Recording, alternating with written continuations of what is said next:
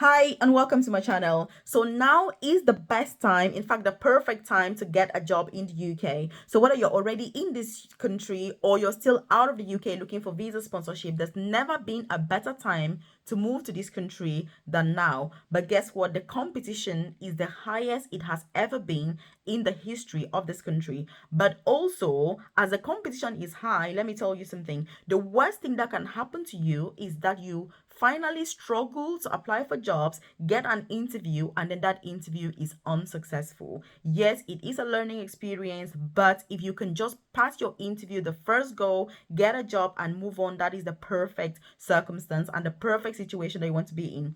And so, in today's video, I'm going to be telling you three of the top reasons why more and more people are being rejected after an interview. This is something that I have kind of collected this information after 13 years of my own experience going through interviews in the UK. And guess what? I have been successful through every single interview that I've had since I moved to the UK. And when I say this, I mean job interviews, because I started as a carer and I now work as an advanced nurse practitioner, which is the most senior clinical nursing job. So I know what I'm talking about. If you haven't joined this family, hit the subscribe button below because you want to be the first person that is notified every single day when I drop a new video on here. But first, I want to hear, where are you watching this video from? So drop a comment in the comment section with your country, just so it will give me a perspective whether you're looking to switch, which means you're already in the UK, or indeed you're still out of this country, looking for new opportunities to move, because I'm all about free opportunities to move to the UK without spending thousands of pounds, as well as career progression in the UK. Because for me, the only objective moving to this country is to work less, earn a lot of money, and get to retire early. You don't want to be worse off here than you were back home. I keep repeating this because there is power in words. So if you need to contact me, you need one-to-one guidance, you need to talk about your own specific circumstances, check the comment section below. You're going to see my WhatsApp number as well as my email address, and you can contact me at your earliest convenience. You're also going to see my newsletter, in the comment section. It's free to join. You drop your name and email, and you're part of that newsletter, so that I send that information directly to your inbox, so you're not reliant on the YouTube algorithm and mercy. So what is really happening when it comes to jobs? Let me tell you, the UK has so many vacancies, but guess what? Many employers are very weary, especially if you need visa sponsorship, because many people have no idea what they're doing or what's going on. That's the first reason. So the first reason for interview rejection or unsuccessful interviews is that many people are turning up during interviews and they've got no idea. Let me tell you something. You can get someone to do a CV for you, and that can get you some luck in getting an interview. But when you show up at that interview, you better know what you're talking about, because if you don't, I tell you, the interviewers are going to find out. This is really what's happening. I have done, loads of interviews in my own journey, interviewing other people, sitting as a panelist during interviews, and you get to see the good, the bad, the ugly when it comes to interviews. And also having a private career coaching program where I offer one-to-one support with interview preparation. I've got a lot of experience in this, and I'm saying this because I've had people who come to me, they have no idea about a particular job. I tell them about the job, prepare them for the interview. They're successful and they're like, oh my God, Melvis, I would never have imagined something like this. And this is why getting that support is very crucial. But you need to know what your own circumstances are. You need to understand the type of learner that you are. Some people pick up things really quick, other people need a lot of time. So when you assess your specific circumstances, then that can help you immensely to be able to know what are the resources that you need to better support yourself for your specific circumstances. Look, YouTube is good, but the information is very generic. And that's why many people are going to watch YouTube video after video after video. And guess what? They're going to get only more confusion than when they started watching the videos. So leave a comment in the comment section below and say, Melvis, I will implement this, because implementation is key. The things that I talk about, on my channel, they're not easy things to implement. There are things that take time. Some of them take years, they take decades. And many of us are impatient. We don't want to hear that, but that is a reality. You need to put in real effort if you want success. So the first thing is your CV. You need to know what is on your CV, and you need to be able to back it up. Many people are not able to. You also need to know information about the job that you're applying for, obviously, because if you don't, I mean, what are you going to be talking about during the interview? So again, That's why I say this is the number one reason. By the way, if you want to find out more information about my private coaching program that I was talking about, which is not for everybody here, obviously, everything that I do is only for the top 1% of people. I know that because everybody wants the best for themselves, but guess what?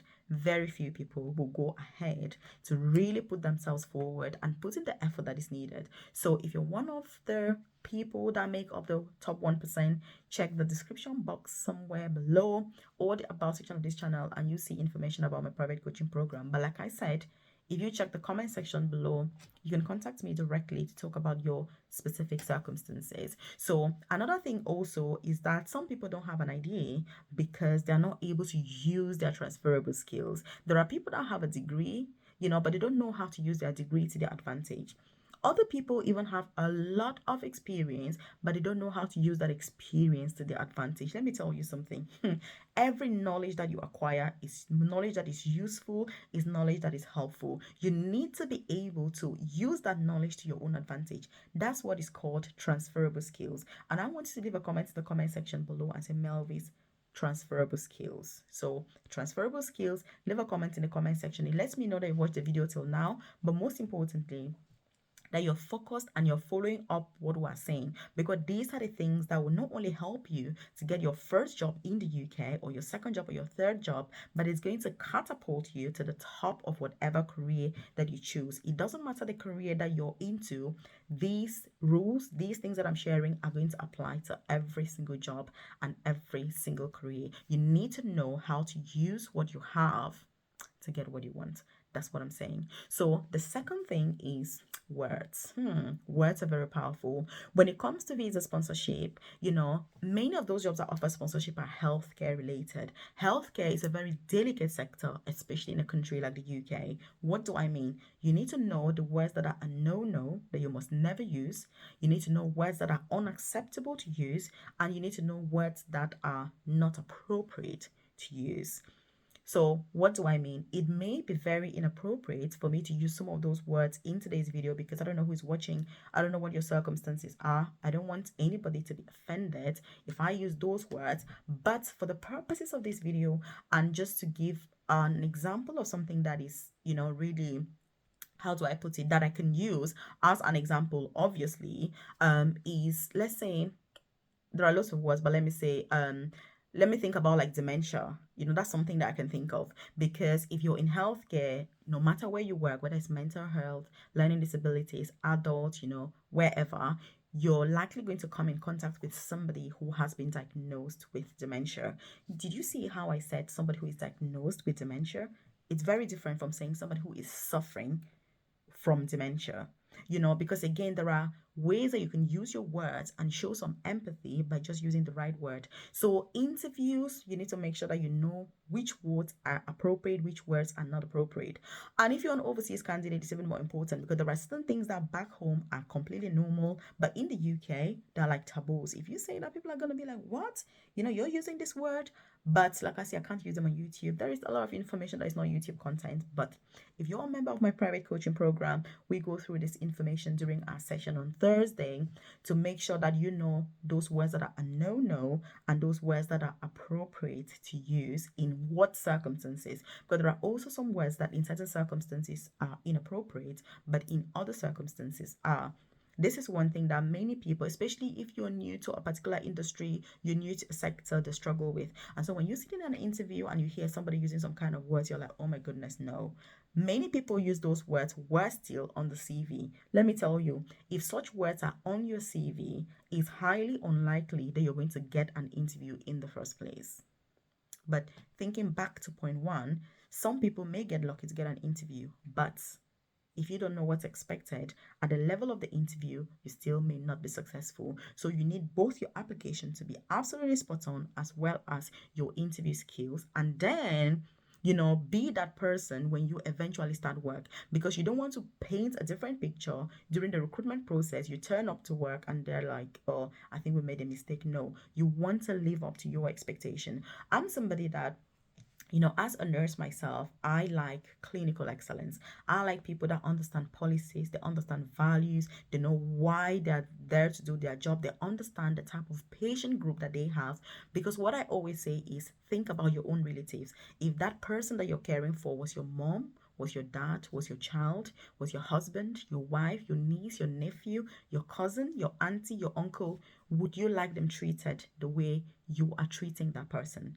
If you ask yourself that question as a healthcare professional, you are going to provide personalized and individualized care, which is what we should all be providing. So, excellence is something that it's a must as far as I'm concerned. So, number three is questions. Again, number three is quite similar to number two, but very different.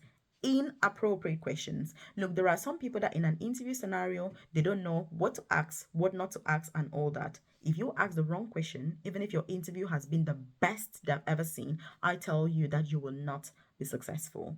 Not because you didn't perform well, and that's why sometimes you can go for an interview, you come out, it's like, how was the interview? That like Melvis, it was absolutely amazing. But I don't know why I didn't get this job. But it's just that one last question that you ask at the end. Like at the end of the interview, they say to you, hey, have you got any questions for us? You need to be very careful what you ask because most people, that's where they fail the interview.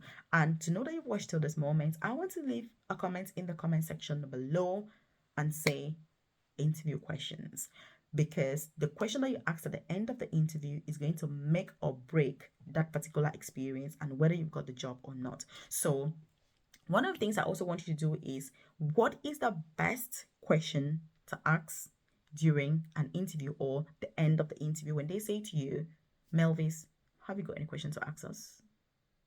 What's the best question for you to ask? I would like you to leave that in the comment section below and I'll be able to tell you, is this a good idea or is this indeed a bad idea? Because let me tell you something, there are very few questions that are good to ask. Very few. Most of the questions, you're going to put yourself in a very, very difficult position. And this is what many people are doing. But they don't realize it, obviously. So again, this is why you need to make sure that you're thinking critically, very carefully about this process, especially as somebody who wants to work in the UK. And by the way, I'm now talking with my nurse management and manager hat because when I'm here doing a YouTube video as a coach, Coach Melvis, I'm a different person. When I'm talking to you as a friend, I'm a different person. When I'm thinking as a manager, you would not recognize me because I like excellence when it comes to jobs. Who are you? What's the job about? You need to know everything and really be on sleek. And that's why if you're a member of my private coaching program, I'm very, very strict when it comes to that interview preparation. What should you say? What are the questions you can ask? What can you not ask? What should you not be asking? And all of that. So if you've watched till now, I appreciate your time. If you know anybody that can benefit from this information, please do share with them. Encourage them to keep on improving.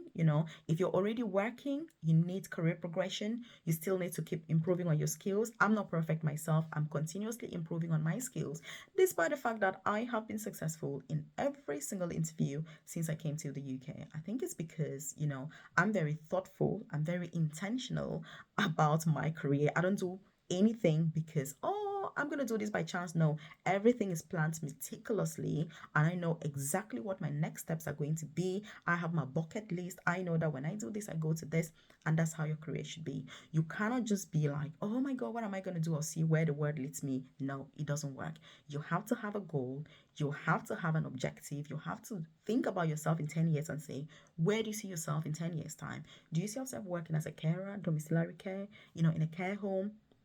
Where do you see yourself? That puts everything into perspective and it pushes you to make sure that you're making the right decision. So if you're enjoying this content, by the way, hit the like button below. It lets me know that I enjoy content like this, and obviously I should do more. Like I say, this video, I'm talking as a nurse manager, obviously, which is always an interesting hat to wear, but it is very good because it brings out the point, because this is how people are going to assess you. Because when they're looking at your application, they're not going to think, oh, this one needs a job, let's just help them. They're struggling, they need visa sponsorship. Oh, no one cares. No one cares. So you need to up your game. You need to make sure that you're cutting your T's and you're dotting your I's. I hope you found this helpful. Just leave a comment and say, Melvis, I watched this till the end. Because when you're asking any questions, I know that you've put in the time and effort to be able to watch it till now. So drop a comment in the comment section and say, Melvis, I watched till the end. If you need to contact me, check the comment section below. You see my contact details and check this out.